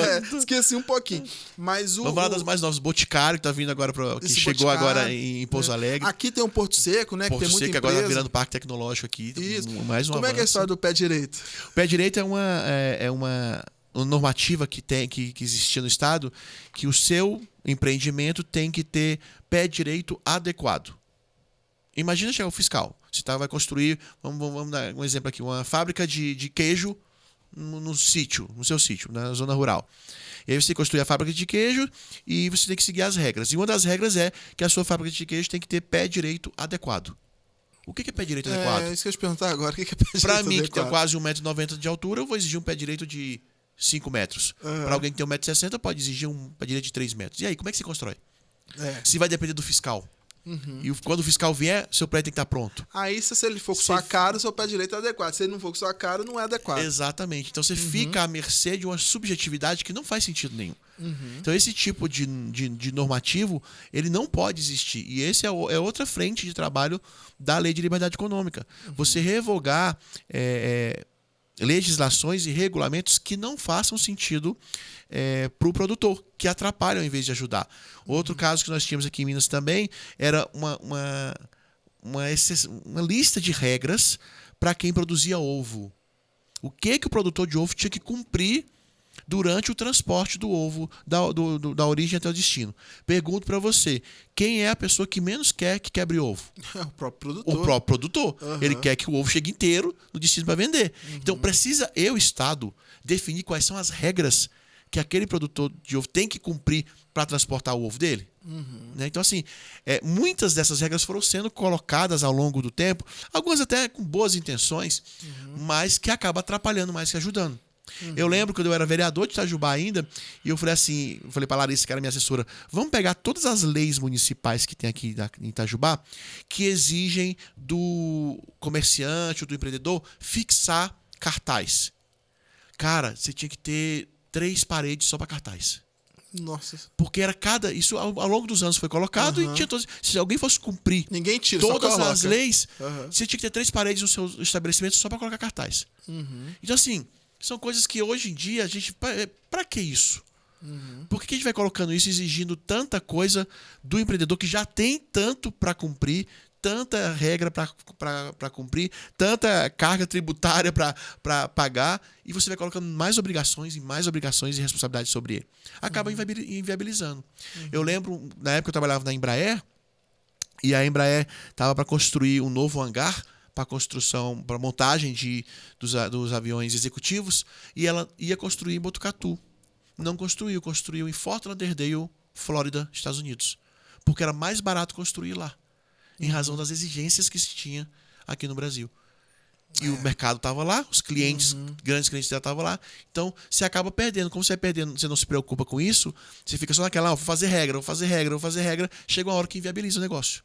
Então, a lei de liberdade econômica ela vem para dar esse choque de realidade na gente. Ele falou, olha, para de exigir regra e começa a pensar no quanto isso é difícil para aquela pessoa que está iniciando o seu negócio. Porque se você criar tanto obstáculo, ela vai acabar não criando o negócio dela aqui, ou ela vai ficar na informalidade, ou ela vai para um lugar onde ela possa ter mais liberdade para trabalhar. É nesse sentido que vem acontecendo. O governador, ele fala, só dentro dessa fala aí sua, que é mais fácil que bagunçar é fácil, e arrumar é difícil. Então o governador fala isso. É muito isso, né? Porque o que vocês fazem é mais limpar do que arrumar mais bagunça pro empresário. Né? Tirar bastante coisa do caminho ali, vai tirando a dificuldade e vai... Tem uma pergunta que esclarece muito isso, né? A burocracia ela foi criada com uma justificativa para impedir de pessoas fazerem coisa errada. Então, o nosso país é extremamente burocrata, com a justificativa: combater corrupção. Pergunto, resolveu? Não. Por quê? Quem quer fazer coisa errada, vai fazer. Vai encontrar um caminho e vai fazer, com ou sem burocracia. Quem sofre com a burocracia é quem quer fazer a coisa certa. Essa pessoa sofre, porque ela vai se preocupar em ver tudo que é regra, tudo que é lei, tudo que ela tem que obedecer, fazer, até iniciar. Aí, muitas vezes, essa pessoa fica no meio do caminho. Então, qual que é a lógica da liberdade econômica? Simplifica. Porque quem quer fazer certo vai fazer. Quem quer fazer errado vai continuar querendo fazer, mas você direciona os seus esforços, o seu trabalho de fiscalização, a sua preocupação em quem quer fazer coisa errada. Você não precisa se preocupar com quem quer fazer a coisa certa. Deixa a pessoa trabalhar. Né? E aí, nesse sentido, vem todos os princípios da liberdade econômica. A definição das atividades de baixo risco, que eu já comentei, que hoje Minas Gerais tem 915 CNAEs, né, que são os códigos de atividade econômica classificados como baixo risco. Ou seja, se a sua atividade está entre essas classificadas de baixo risco, você pode iniciar sem sequer necessidade de alvará. Por isso a importância do município regulamentar. Né? Porque aquelas pessoas que estão nessa atividade não têm mais nem obrigação de alvará, porque a atividade dela é baixo risco. Então, basta ela ter o CNPJ, cadastrar no sistema da junta comercial, já pode iniciar seu negócio. Outro conceito da liberdade econômica é o conceito da aprovação tácita, que agora o Estado está automatizando a aprovação tácita. O que é aprovação tácita? Você, Felipe, qualquer um dos que está nos acompanhando, tem um prazo para pagar o seu IPVA, para pagar o seu IPTU, para declarar seu imposto de renda. Se você não cumprir esse prazo, você paga multa. O Estado não tinha prazos. Se você entrar com a solicitação de alguma demanda do Estado, ele vai responder quando lhe der na telha. Né? Ou quando Terrível tiver isso. tempo do servidor que está lá cheio de acumulando serviço, puder responder. Não, com a aprovação tácita, o Estado tem prazo para responder. Se o Estado, quando eu falo Estado, é gestor público, né? Seja município, Estado ou União. Quando o poder público não responde naquele prazo, a sua demanda está automaticamente aprovada. Olha como isso muda a lógica de funcionamento, e você explicar isso para uma sociedade que por anos foi convencida de que se o seu Francisco não carimbar, você não pode começar a trabalhar. Né? A aprovação tácita ela fala isso. Você entrou com a solicitação junto à sua prefeitura ou junto ao governo do estado. Se em 60 dias o estado ou a sua prefeitura não respondeu, está automaticamente aprovado. Olha como isso exige maturidade dos dois lados. Eu, como empreendedor, quero, por exemplo, montar uma escola na minha cidade e eu entrego o projeto da escola para a prefeitura aprovar. Ela tem 60 dias para aprovar. Se ela não me responder, está aprovado. Então a responsabilidade é minha como empreendedor. Eu sei que eu contratei um engenheiro que é competente e sabe o que está fazendo. Eu, empreendedor, sei quais são as regras que eu tenho que cumprir. Então eu vou começar o meu projeto. Um dia a fiscalização vai chegar. E se de fato o meu projeto estiver correto, tá tudo ok. Se eu quiser fazer besteira, se eu quiser fazer coisa errada, na hora que a fiscalização chegar, ela vai embargar minha obra. Prejuízo para mim. Então a liberdade econômica, eu brinco, a liberdade não é bagunça. Liberdade, ela exige maturidade de ambos os lados. Sim. Eu, Estado, eu tenho noção de que eu tenho responsabilidades e prazos a cumprir. E se eu não cumprir esse prazo, eu estou dando o ok automaticamente para o empreendedor tocar a sua vida. Ela não depende mais de mim. Por outro lado, o empreendedor também tem que ter consciência. Tem direitos né? e deveres. Exatamente. Então, isso é uma sociedade madura. É assim que funciona numa economia madura e nas grandes potências a gente vê isso funcionando. Então, esse é o segundo conceito. Né? São 4 princípios da liberdade econômica. Atividades de baixo risco, aprovação tácita, análise de impacto regulatório, um termo bonito, né? Análise de impacto regulatório. O que significa isso? Qualquer novo regulamento, lei, decreto, resolução que vá ser publicado tem que passar pela análise dos órgãos envolvidos antes. Para saber se aquilo realmente faz sentido ou se aquilo vai mais atrapalhar do que ajudar. Isso é uma outra mudança de paradigma que em Minas Gerais já está funcionando também. E o quarto pilar da aprovação tácita, da liberdade econômica é o VDA, vinculação das decisões administrativas. Outro termo difícil também, mas que faz muita diferença na vida das pessoas. Vinculação das decisões administrativas. Acontece muito o seguinte, eu, Melo e o Felipe somos fiscais do Estado. Aí o Renan montou o negócio dele lá, hoje é quinta-feira, é o dia do Felipe ir lá fiscalizar. Aí o Felipe foi lá e falou, Renan, seu estúdio que tá legal, mas essa cortina aqui não pode ser azul nem preta, tem que ser amarela. Aí o Renan vai lá, compra a cortina amarela e põe. Aí tem que voltar a fiscalização para ver se tá ok. Aí na semana que vem é o Melo que vem. Porque o Felipe entrou de férias, aí agora é o Melo que vem. Aí o Melo chega aqui, não, a cortina tem que ser escura. Nossa, pelo amor de Deus. Ou seja, não tem padrão de decisão. Eu tô dando um exemplo esdrúxulo, mas isso acontece muito. Acontece demais. Né? Então, assim, a decisão administrativa foi tomada, ela está vinculada. Vinculação das decisões administrativas. Para casos semelhantes, aquela decisão está válida. Então, eu, empreendedor, estou diante de uma situação como essa, poxa, o fiscal veio aqui. Ou foi para um outro estúdio e aprovou a cortina escura. Então, no meu, pode ser cortina escura também. Entendeu? Então, existe essa padronização. Isso dá mais previsibilidade para o empreendedor. Isso, porque e você assim, não fica sujeito, você não fica sujeito à subjetividade ou vontade pessoal de um fiscal. Você fica dependente de um padrão que já existe e você sabe qual é. Porque uma administração forte, uma administração pública forte, é uma administração pública que ela é institucionalizada. Então, a partir do momento que você tira essa decisão da mão de uma pessoa, claro que as pessoas precisam estar avaliando, mas você tira da subjetividade da decisão da pessoa, você aproxima a população da administração pública. Porque você quer matar o cara de raiva, é um fiscal ir lá e por causa de gracinha, por causa de ego, porque a gente vê isso muito acontecendo, imaturidade, às vezes, do profissional, ir lá e atrapalhar a vida do empresário, que está lá trabalhando, que está lá, cheio de problema para resolver, ainda tem que preocupar com o fiscal. Mas, ao mesmo tempo, igual você falou, não é bagunça. As pessoas precisam ter um parâmetro, exatamente, até para atender a população de forma justa e honesta. Mas a regra do jogo tem que ser clara. Quando a regra do jogo está debaixo do braço de um fiscal, então a gente não tem como atuar, né? Isso gera um estresse danado. Né? Eu vou te dar um exemplo prático que eu vivi. Eu estava lá no Vale de Jequitinhonha, visitando a cidade de Divisópolis, e aí, durante a visita, eu sempre gosto de visitar alguma empresa da cidade, né? Eu fui lá para a assinatura da Lei de Liberdade Econômica da cidade. Aí fomos visitar a Grafite. A Grafite é uma mineradora de grafite, Nacional Grafite. muito grande lá na região, na cidade de Pedra Azul, fronteira com Divisópolis. E aí eu fui visitar a fábrica e tal, e eu sou engenheiro metalúrgico, então tava em casa ali, né? Maravilhado. Aí, no meio da visita, um dos diretores falou, olha, a gente está com um problema, porque nós solicitamos faz 2 anos a renovação da nossa licença ambiental para continuar operando. Faz 2 anos que a gente solicitou. Ela vence daqui 1 ano. Ou seja, eles pediram 3 anos antes do vencimento e fazia 2 anos não saía. Eles estavam preocupados, porque se não saísse, eles iam ter que parar, interromper a atividade. Era simplesmente a renovação da licença, não era nada novo, era a renovação. Eu fiquei muito sem graça com aquilo ali. Aí eles falaram, a gente está dependendo disso e tal. O que a gente pode fazer? Eu falei, olha, não é minha área não, mas como setor de desburocratização, cabe a mim receber a demanda e procurar o órgão responsável. Né? Aí fomos.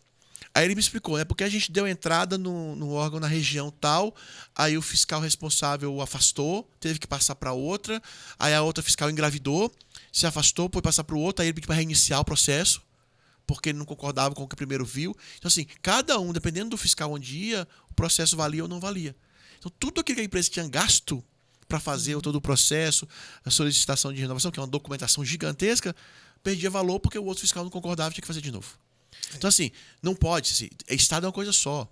Se é o fiscal Felipe que está fazendo ou o fiscal Melo que está fazendo, não interessa. É Estado. A regra tem que ser clara, bem definida, com quesitos e bem definidos e claros para o empreendedor poder saber qual é a regra. O que eu tenho que cumprir. Né? Até para ser fácil de cobrar também. Olha, você não está cumprindo isso, que está desde o início combinado que era para fazê-lo. Com certeza. Né? Então a gente vê casos reais onde isso acontece e o nosso trabalho é contínuo para evitar que essas subjetividades ou divergências de cobranças e decisões estejam presentes na vida do mineiro.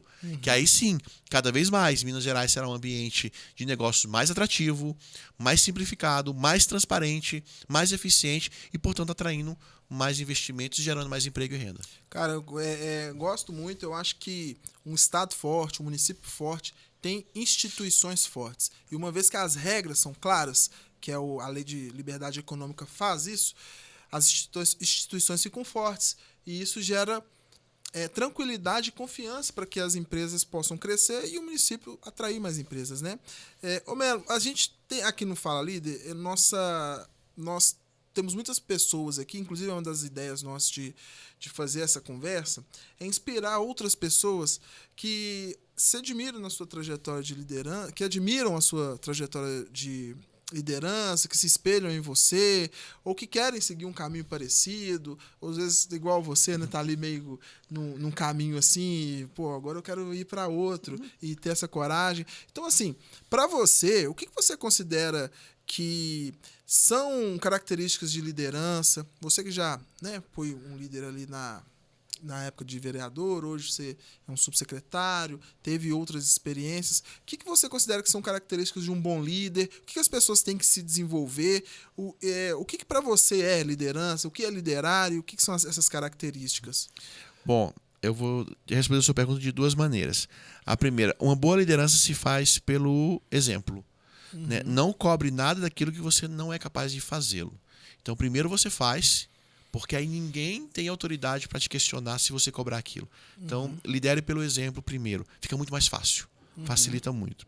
E isso aí vai de cada um. Não estou falando para fazer o que eu faço. Faz aquilo que você sabe fazer, aquilo que você acredita que é correto fazer e passe a cobrar da sua equipe aquilo como referência também. E a segunda resposta que eu faço questão de dar, porque eu vivi isso na prática, é nunca tenha medo se a sua equipe está crescendo. Acho que a pior coisa é um líder inseguro. Um gestor inseguro destrói qualquer equipe. Então, se você quer ser um bom gestor, tenha segurança do que você é capaz de fazer e não tenha medo da sua equipe crescer. Eu falo muito isso. Eu sei se eu estou sendo um bom gestor se a minha equipe estiver crescendo a ponto de conquistarem novos espaços. Isso mostra que eu sou um bom gestor. Normalmente, as pessoas têm medo de perder os bons da equipe, porque você vai ter que treinar de novo, você vai ter que preparar outra pessoa de novo. Mas esse é o seu papel. Se a sua equipe estiver toda boa, já toda redonda, não tem o que você fazer. Exatamente. Né? Então, assim, se você tem alguém na sua equipe que cresceu, que conseguiu conquistar um novo espaço, que recebeu uma nova proposta, vibre, com isso. Comemore junto.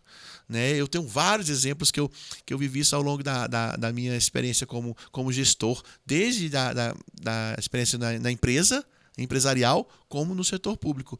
E é aí que eu vejo. Quando vem alguém da minha equipe e fala, Melo, eu tô indo embora porque eu recebi uma proposta melhor, eu falei, caramba, então eu sou um bom gestor. Ele, como assim? Eu falei, não, o seu sucesso mostra que eu estou fazendo o meu papel bem feito. E aqui eu cito um exemplo prático. Quando eu trabalhava na Embraer, eu era supervisor de produção. Então, eu supervisionava um dos setores da produção de peças primárias. Todas as peças de aviões passavam por mim, né, pelo nosso setor ali. E aí teve uma época que a Embraer estava construindo um novo hangar, todo moderno, era o B500. Eu lembro que os hangares eram B100, B200, B300, que era B de Botucatu. E era o B500. E era tudo moderno. O B500 eram as peças do KC390, que era o cargueiro da Embraer. Era um novo produto e tal. E aí chegou a gerente, nos chamou e falou, olha, a gente precisa mandar pessoas pro B500, porque não pode ser só gente nova lá, tem que ser gente já experiente e tal. Então cada equipe vai ter que escolher 2 pessoas da sua equipe e mandar para lá. E aí teve supervisor que mandou, quero ficar livre do Felipe, vou mandar o Felipe pra lá. É a minha chance de ficar livre do Felipe, né? E eu lembro que eu mandei 2 funcionários muito experientes. Um deles era o Chuchu.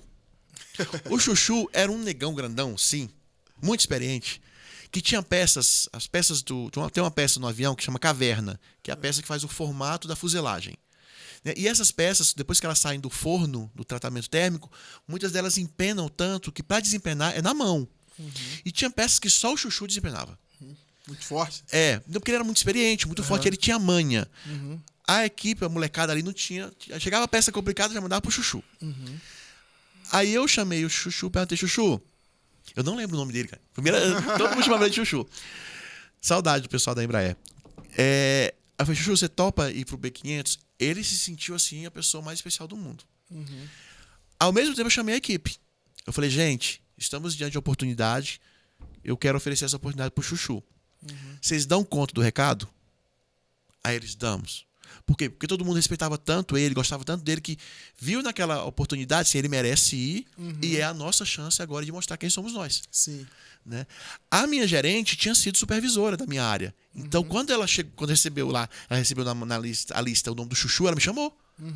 Ela falou assim, Melo, você tem certeza que você vai mandar o Chuchu? Eu falei, tenho. Ela falou, mas tem peça que só ele desempenha. Eu falei, eu sei. E a partir de agora não tem mais ele. Então vai ter que ser nós. Ou a gente dá conta, ou a gente dá conta. Então, com esse meu gesto, o que eu fiz? Eu passei um recado claro à minha equipe. Quem é bom, diante de oportunidade de promoção, vai ter. E quem ainda não é maduro vai ter a oportunidade de assumir uma responsabilidade a partir do momento que aquela pessoa mais experiente sair. Então, eu dei um exemplo de que vale a pena se esforçar, crescer e aprender na minha equipe. Senão, eu estaria dando a mensagem o quê? Seja ruim, seja meia boca, que na primeira oportunidade eu te mando para um lugar melhor. Embora. Não, para um lugar melhor. Exatamente, lugar melhor. Um lugar melhor. Eu falei, não posso dar esse recado, não posso mandar esse recado. E falo, não é uma decisão fácil. Não, falo isso como gestor. Não é uma decisão fácil. Você pegar alguém top da sua equipe e se desfazer dessa pessoa porque ela está diante de uma oportunidade melhor. Né? Porque é aí que vem o desafio de treinar um novo, de preparar um novo, até que ele esteja tão redondo quanto o primeiro, é um desafio. Mas, para mim, esse é o meu papel. Então, para você que quer ser um gestor, que quer ser um líder de uma equipe, nunca esqueça, sua equipe crescer é um sinal de que você está sendo um bom líder. Se a sua equipe não está crescendo, é porque você não está fazendo o seu papel. Cara, mas assim, esse ponto aí é mais um ponto que a gente pensa muito parecido, porque eu também penso muito nesse sentido.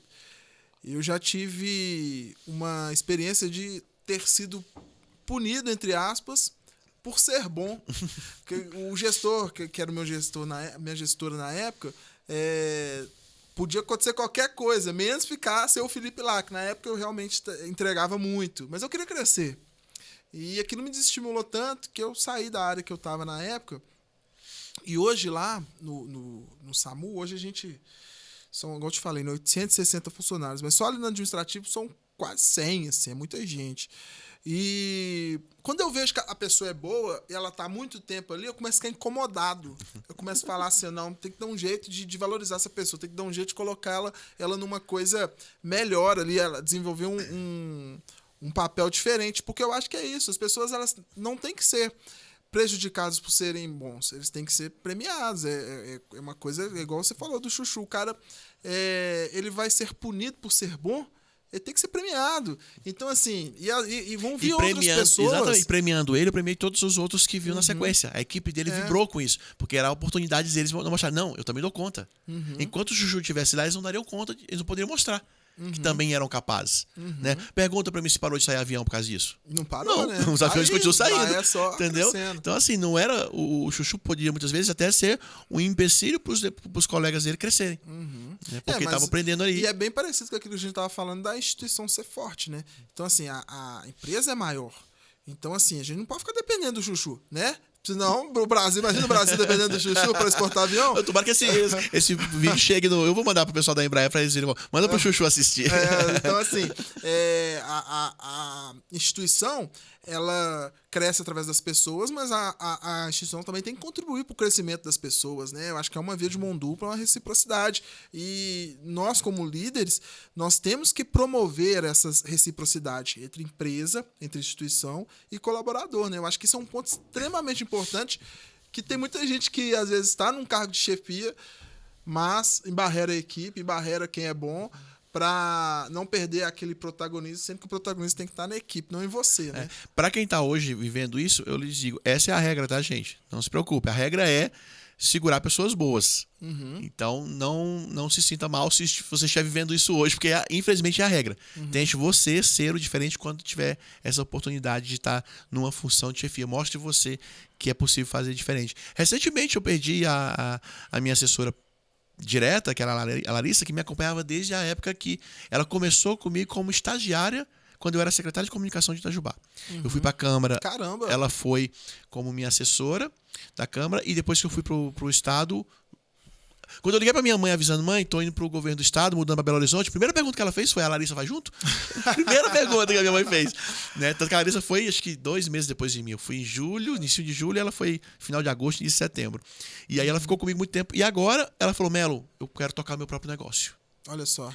Aí eu falo, como é que eu, subsecretário de Estado de empreendedorismo, vou dizer não pra ela? Não tem condição. Né? Eu falei, pode ir, eu vou te bloquear, vou te xingar, falar mal de você, mas vai. Né? Minha missão é essa, né? Ver você crescer e se desenvolver.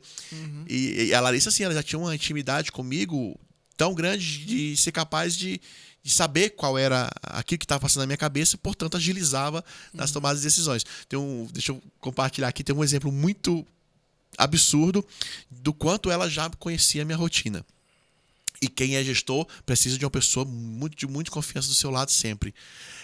Eu fui uma vez para um evento, e aí no final desse evento, lá em Pedro Leopoldo, uma moça veio, me cumprimentou e tal, assim como já me conhecia e tal. Ah, que bom ser aqui e tudo. E eu falei, quem é? Não faço ideia de quem seja. A Larissa não estava comigo. Aí na semana seguinte eu comentei, né? Nossa, eu estava lá em Pedro Leopoldo e veio uma moça, me cumprimentou assim, e eu não faço ideia de quem é. A Larissa, como que ela era? Eu falei, morena, cabelo liso, curtinho aqui. Ela falou, fulana de tal, trabalha na Secretaria X da Prefeitura de Pedro Leopoldo. Você almoçou com ela tal dia no restaurante. Que isso? Essa eu falei, que isso, Larissa? Você não estava comigo no evento. Eu falei, mas eu sei o que você faz todo dia. É o sonho, todo gestor. É um sonho. Beijo, Larissa. Então, assim, porque era uma pessoa que me acompanhava há muito tempo. Então, ela já conhecia a minha rotina, minhas agendas, já sabia com quem que eu lidava. E ela foi capaz de saber quem me cumprimentou num evento onde nem ela estava presente. Então, assim, isso para um gestor, isso para um líder é muito importante. Você ter pessoas que realmente estejam muito afinadas com você. Pro sucesso. Porque você sozinho não vai dar conta. Você sozinho não vai ser capaz de fazer isso. E essa questão de liderança, eu trago comigo desde sempre. Sabe quando na escola você é o líder da turma? Sim. Uma curiosidade, você foi da sala do Tarcísio, governador de São Paulo, né? Tarcísio, meu colega de turma da faculdade. Nós formamos juntos na turma de 2002 no IME. Nossa Senhora. E eu ia falar isso no IME, eu fui o presidente do Grêmio, eu fui da comissão de formatura, então eu que sempre estava à frente. Né? Por isso que eu falo que desde que eu me entendo por gente, eu já sabia que eu tinha na veia essa questão da política, da liderança. Um dia a gente se encontrou, o Tarcísio já era... Não, o Tarcísio era ministro. Foi no evento de aniversário do IME, todo 11 de agosto o IME comemora aniversário, e aí ele foi dar uma palestra, né, uma uma aula magna para os alunos do IME. A gente se encontrou lá. E na hora que ele entrou no IME, que ele me viu, ele falou: eu entrei na política por culpa dele, tá? Porque o Melo que era o político da turma, que eu era o presidente de Grêmio e tal. Então, desde sempre eu tive... me envolvia com dor de cabeça. Se tinha dor de cabeça, eu ia atrás. Cheguei na Imbel, eu era o diretor do clube da Imbel, do Clube 16 de Julho. Eu assumi a diretoria lá. Então, assim, onde eu estava naturalmente, isso não é que eu ia atrás. Então, se você é líder, se você tem dúvidas, se você tem essa vocação para liderança, a resposta a vida dá. Né? A resposta a vida dá porque naturalmente você procura as dores de cabeça para você. Você falou do Tarcísio. Tarcísio é uma grande referência para nós. Na época, né, eu falei, eu era o político da turma, ele era o nerd da turma. Então, e acabou que ele entrou na política por uma coincidência do destino, né, que Bolsonaro colocou ele no ministério. Você sabe como foi a história? Não. No governo de transição, o Tarcísio ele era do DENIT, né, Departamento Nacional de Infraestrutura. E aí, quem fez a apresentação para a equipe de transição foi o Tarcísio. Falando da situação, das estradas, onde tinha problema e tudo. E o Bolsonaro, o general Heleno, estavam na equipe e começaram a fazer perguntas para ele. E ele sabia tudo de cabeça. Mas e a BR e tal? O problema é esse. E a tal? Não, tem uma ponte. Ele sabia tudo de cabeça. Caramba. Aí o Bolsonaro chamou o general Heleno assim de canto e falou: pergunta pra esse capita aí se ele aceita ser meu ministro. Então foi desse jeito, cara. E a gente vibrou muito na época. Ele era colegas. capitão.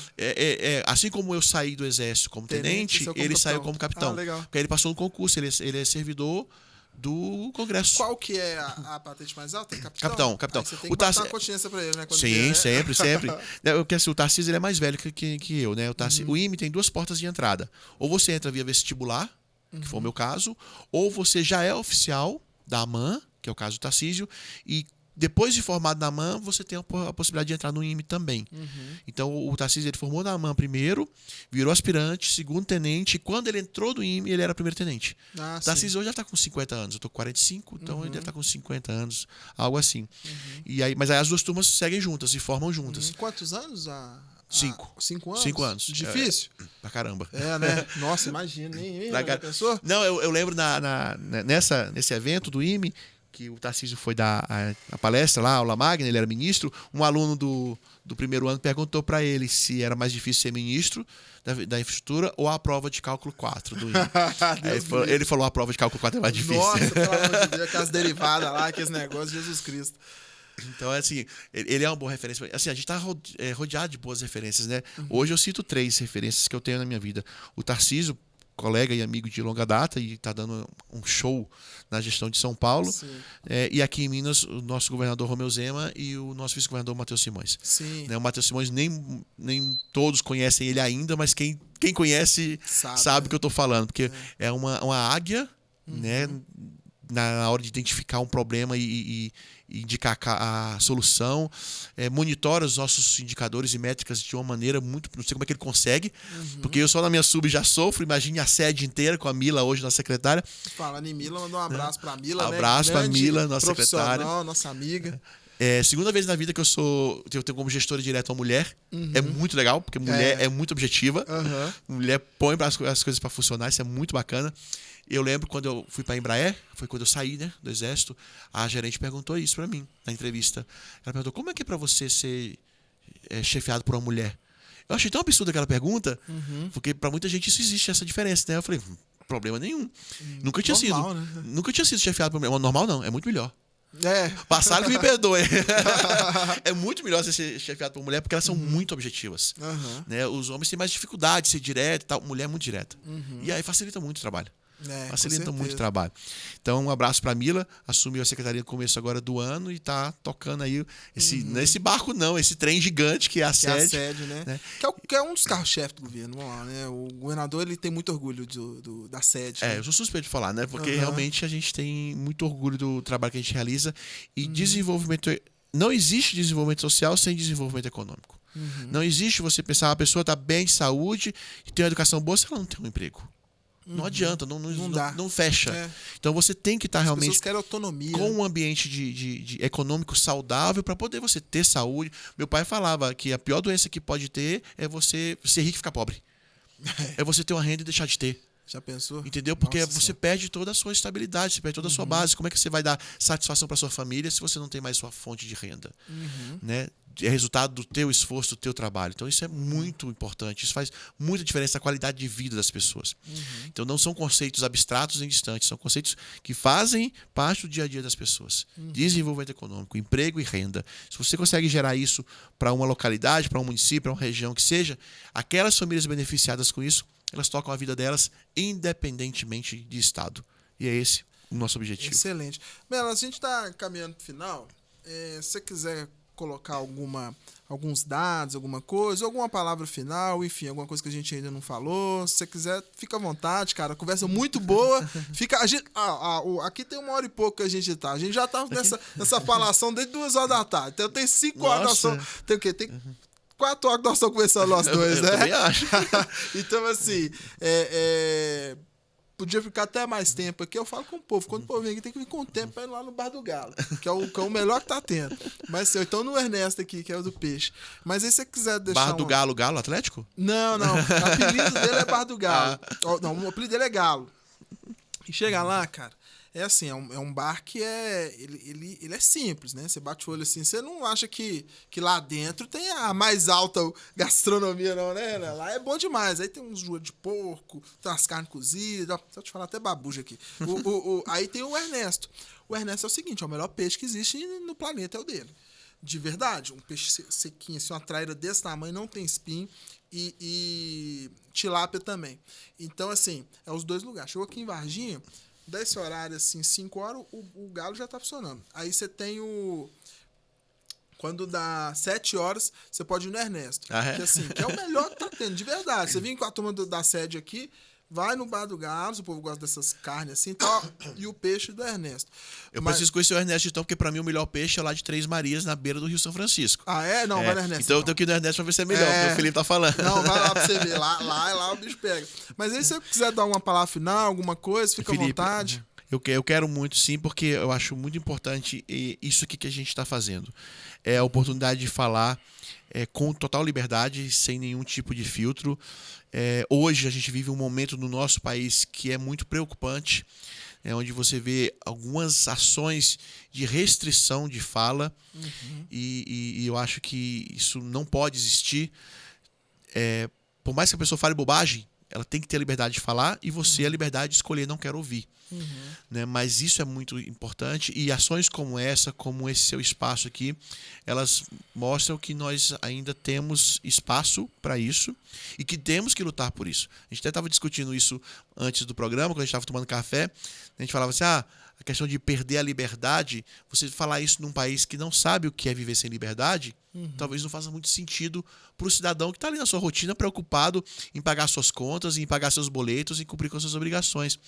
Mas nós que estamos dentro do ambiente político e a gente vê essas movimentações, isso já nos preocupa e é importante que as pessoas tenham essa consciência. Né? Olha, eu como cidadão, eu tenho que estar preocupado com isso porque as decisões passam por mim, cidadão.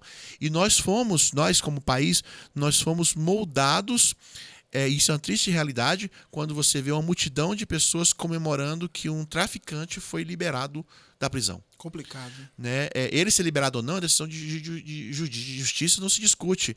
Depois os advogados vão atrás. Mas você tem uma multidão de pessoas comemorando isso na porta do presídio, isso é preocupante. E aquelas pessoas, elas não são culpadas por estar ali. Porque elas foram convencidas que aquilo é o jeito de fazer, é o jeito certo de viver. Né? Talvez porque o Estado não chegou a tempo e o tráfico chegou, e é eles que comandam e as regras de convivência daquela comunidade. E isso é uma realidade cada vez mais presente nos grandes centros do Brasil e também em cidades do interior já está bem presente. Então, nós temos que continuar tendo essa liberdade de falar e discutir, de concordar e discordar. Eu sou de uma geração que vi, como eu falei, eu gosto de política desde criança, então eu acompanhava as eleições e a gente fazia isso com tanta naturalidade. Eu lembro que eu tinha o professor de história que falava que o professor de geografia que falava o problema do Brasil é o povo. E o professor de história falava a solução do Brasil é o povo. Então, a nossa única preocupação era, a prova de hoje é qual? preocupar o povo ou colocar o povo como solução. Não existia briga, não existia rixa. Você podia ouvir os dois lados. E você decidia qual lado você queria defender. Né? Argumentava, questionava e você decidia. Hoje, se um professor falar que o problema é o povo, esse professor vai ser expulso, vai ser escorraçado da sala, vai ser chamado de taxista para baixo. Aí o outro, se o outro também fala e eu não concordo, também vai ser chamado de outras coisas que não vou deixar entrar na igreja porque ele falou tal coisa. Não era assim na nossa geração. Você é um pouco mais novo que eu acho. Mas não era assim.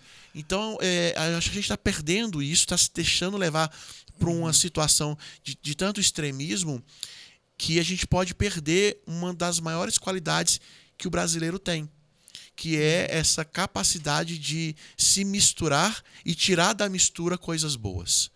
Eu quero dar aqui 2 exemplos que eu aprendi lá na Embraer. Na Embraer a gente tinha muito treinamento muito bem pagos, a Embraer é uma empresa muito grande, então eu lembro que um japonês falou 2 coisas que eu nunca esqueci. No treinamento de gestão, você perguntou sobre ser líder, o japonês, a gente estava uma vez num treinamento de liderança e ele falou o seguinte: o brasileiro, ele tem, embora o povo latino tenha sangue quente, o brasileiro ele consegue separar o pessoal do profissional. A gente, não, o brasileiro leva o pessoal sempre. Ele falou, não, eu vou provar para vocês.